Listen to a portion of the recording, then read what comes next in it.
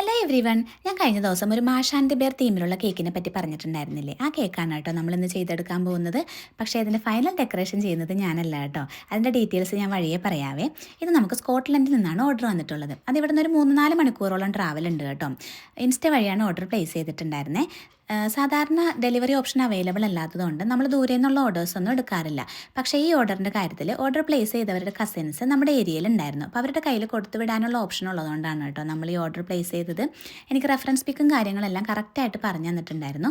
ഈ ഒരു കളർ കോമ്പിനേഷനിൽ കേക്ക് ചെയ്തെടുത്തിട്ട് ഡെക്കറേറ്റ് ചെയ്യാനുള്ള സാധനങ്ങളൊക്കെ സെപ്പറേറ്റ് കൊടുത്തു വിടാവോ എന്നാണ് ചോദിച്ചിട്ടുണ്ടായിരുന്നത്. ആ കൊച്ചിന് ഡെക്കറേറ്റ് ചെയ്യാൻ ഒത്തിരി ഇഷ്ടമാണ് പോലും. അപ്പോൾ തന്നെ ചെയ്യാമെന്നാണ് പറഞ്ഞിട്ടുണ്ടായിരുന്നത്. അപ്പോൾ അത് കേട്ടപ്പോൾ എനിക്ക് ഒത്തിരി കൗതുകമായി കേട്ടോ. ഞാൻ ഫോണ്ടൻ വർക്ക്സും അതുപോലെ തന്നെ കുറച്ചധികം പ്രിൻസ് എല്ലാം കട്ട് ചെയ്ത് അതെല്ലാം സെറ്റ് ചെയ്ത് സേഫായി പാക്ക് ചെയ്ത് കൊടുത്തു വിട്ടിട്ടുണ്ടായിരുന്നു.